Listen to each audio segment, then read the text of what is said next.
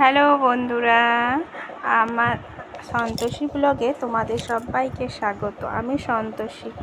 আজকে দেখো কাজ করে রান্না চাপিয়ে দিয়েছি।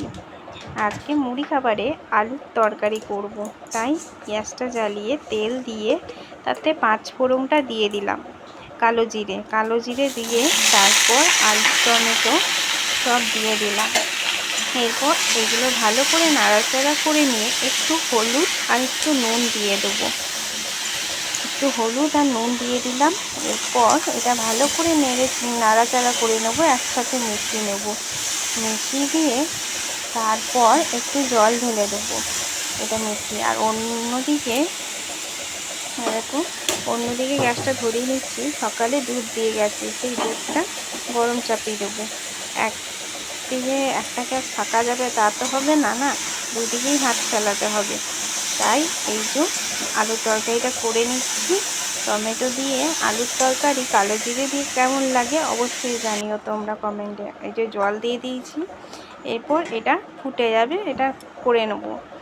এই যে গ্যাসটা জোরে দিয়ে দিলাম আর এইদিকে দুধটা চাপিয়ে দিয়েছি। এই যে আমি ছাদে চলে এলাম। আজকে প্রচুর সুন্দর রোদ দিয়েছে কদিনের বৃষ্টির পর, তাই জামা কাপড়গুলো সব মিলিয়ে দিলাম। আর দেখো কত ফুল ফুটেছে, নীলকণ্ঠ ফুল, গাঁদা হয়েছে।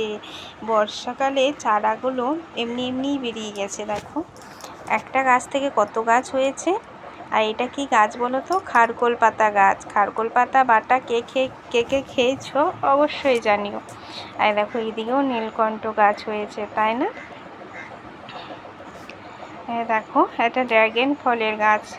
ড্রাগন ফল একটা হয়েছিল কিন্তু নষ্ট হয়ে গেছে। কত জামা কাপড় দেখেছো, 3টে তারে মেলা জামা কাপড়গুলো। আবার নিচে চলে এলাম জামা কাপড় মিলে। দেখো আলুর তরকারিটা দেখে নিচ্ছি। আর দুধটা চাপেই ছিলাম, দুধটা এখনো ফোটেনি। দুধটা দেখো ফুটে গেল দুধটা। এবার দুধটা নামিয়ে নেব।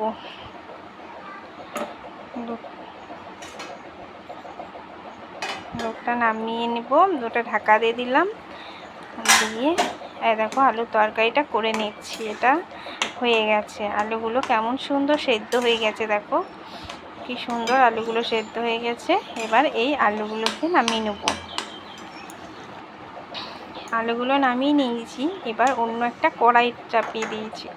ওই কড়াইটা ধুয়ে মুছে দিয়ে এর মধ্যে এবার দুপুরে রান্নার জন্য আমি আজকে দেখো সর্ষের তেল দিয়ে দিলাম। দুপুরে রান্না করতে হবে তো, ওই জন্য দিয়ে দিলাম। সব তরকারি কেটে রেখেছি আগে থেকে। এই যে উচ্ছে আলু চচ্চড়ি করব আজকে, আর বেগুন আলু দিয়ে পোস্ত টমেটো দিয়ে। আজকে শুক্রবার, নিরামিষ তো, অনুকূল ঠাকুরের, তাই। আর এই যে পোস্ত বেটে রেখেছি, আর কালো আর সাদা সর্ষে বেটে রেখেছি। আর একদিকে কুকারে ডাল চাপিয়ে দিয়েছি। কুকারে বিড়ি কলাইয়ের ডাল করব ওই জন্য। আর ভাতটা 1 ফুট দিয়ে নামিয়ে রেখেছিলাম। এই যে উচ্ছে আলুগুলো দিয়ে দিলাম। এরপর উচ্ছে আলুগুলোকে নাড়াচাড়া করব তেলের সাথে নাড়াচাড়া করে এর মধ্যে একটু হলুদ আর একটু নুন দিয়ে দেবো। একটু নুন আর একটু হলুদ দিয়ে আর একটু কাশ্মীরি লঙ্কা গুঁড়ো দেবো হালকা। আর নুন দিয়ে দিলাম। এরপর একটু হলুদ দেব। আজকে খুব সুন্দর রোদ এসেছে, তাই না? কদিন বৃষ্টির মধ্যে যা হচ্ছিল, ওই জন্য আজকে খুব সুন্দর রোদটা। দেখো দিয়ে দিলাম।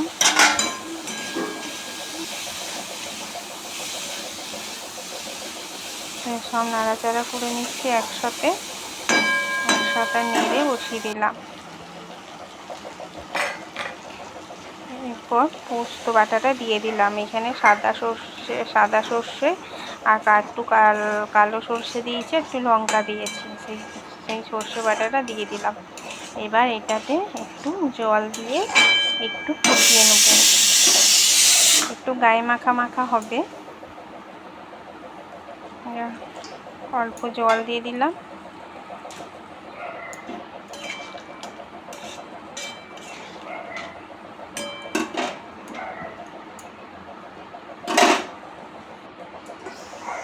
ফুটে গেছে। এবার একটু গায়ে মাখা হয়ে যাবে, একটু জোরে দিয়ে দিলাম। আলুগুলো সুন্দর সেদ্ধ হয়ে গেছে, উচ্ছেগুলো সেদ্ধ হয়ে গেছে, ভাজার সময়তেই হয়ে গেছিলো। এমন করে একবার উচ্ছে আলুর চচ্চড়ি খেয়ে দেখো, খুব সুন্দর লাগে। যদি না বানিয়ে থাকো একবার বানিয়ে দেখো, দারুণ লাগবে। গরম ভাতে এক থালা ভাত এমনিতেই উঠে যাবে। হ্যাঁ, উচ্ছে তেতো লাগলেও এটা খুব সুন্দর লাগে, একটু ঝাল ঝাল হয়। এই যে একটু ঝাল ঝাল হয়, কিন্তু খুব সুন্দর লাগে খেতে। এই যে হয়ে গেছে, শুকনো শুকনো করে নামিয়ে নিয়েছি। এরপর কড়াইটা ধুয়ে আবার চাপিয়ে দিয়েছি পোস্তর জন্য তো তৈরি করতে হবে। এই যে তেল দিয়ে দিলাম। এবার তেলের মধ্যে একটু বড়ি ভেজে নেব। একটু বড়ি পোস্তের মধ্যে দিলে নিরামিষ পোস্ততে ভালো লাগে। একটু বড়িটা ভেজে নেব ফার্স্টে।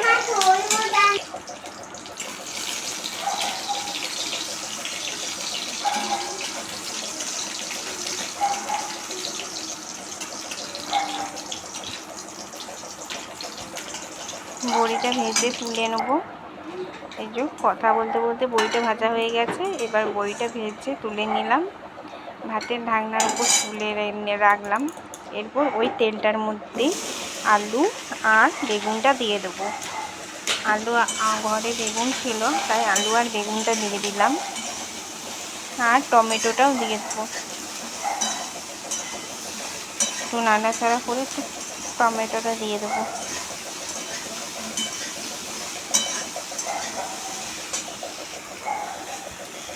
একটু নুন দিয়ে দিলাম আর একটু টমেটো। এবার সবকে একসাথে ভালো করে মিশিয়ে নেব। ভালো করে মিশিয়ে আলুগুলো একটু লাল লাল হয়ে যাবে, তারপর জল দিয়ে দেবো।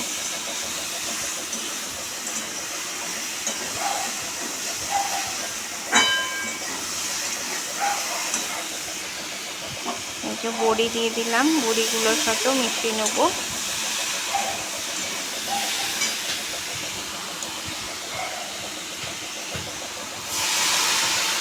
এই যে একটু জল দিয়ে দিলাম। কেমন লাগে পোস্ত এমন করে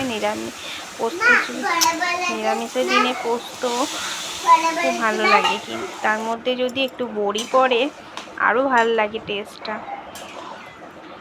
এই বড়িগুলো আমি দোকান থেকে কিনে নিয়ে এসেছিলাম। যে পোস্তটা ফুটে গেছে, আলুগুলো খুব সুন্দর সেদ্ধ হয়ে গেছে, বড়িগুলোও মিশিয়ে হয়ে গেছে। এবার সুন্দর করে এবার পোস্তটা ঢেলে দেবো। পোস্তটা ঢেলে পোস্তটার সাথে একবার মিশিয়ে নামিয়ে নেব।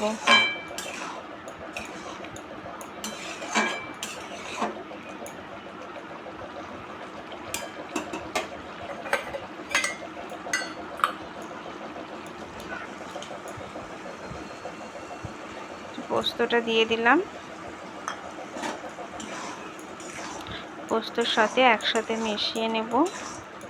পরিমাণ মতো একটু নুনটা চেখে নেবে, নুনটা একটু দেখে নেবে বা পরিমাণ মতো। আর ঝালটা যে যতটা ঝাল খেতে চাও দেবে। আমি পোস্তর সাথেই শুকনো লঙ্কা একটু বেটে নিয়েছিলাম। হ্যাঁ, আবার কাঁচা লঙ্কাও দিতে পারো। দিয়ে পোস্তটা দেখো হয়ে গেছে।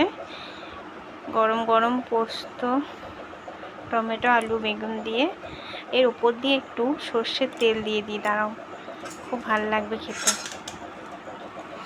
দাঁড়াও দেখো, এর মধ্যে বিড়ি কলাইটা চাপিয়েছিলাম, সেটা কুকারে সিটি মেরে নিয়েছি।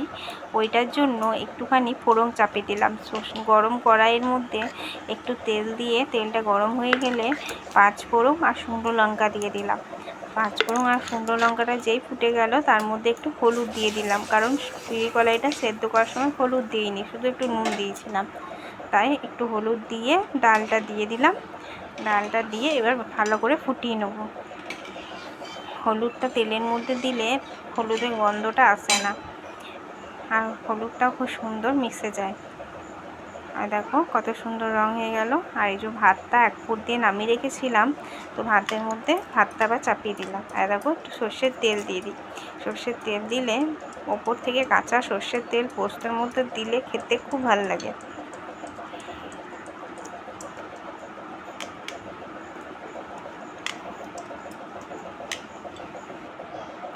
এই যে আমার ভাত রেডি। আমি করেছি আজকে দেখো ভাত আর শসা আর আচার আর লেবু, তার সাথে পরিবেশন করেছি উচ্ছে আলুর চচ্চড়ি, পোস্ত আর বিউলি কলাইয়ের ডাল আর শসা আর লেবু আর আচার। আমার ভিডিওগুলো যদি ভালো লাগে অবশ্যই একটা কমেন্ট আর একটু আমার সাথে থেকো, আমাকে একটু সাপোর্ট করো। হ্যাঁ, একটা সাবস্ক্রাইবার করে দিও। আর টাটা, আবার অন্য দিন একটা নতুন ভিডিও নিয়ে তোমাদের সামনে চলে আসবো। বাই বাই বন্ধুরা।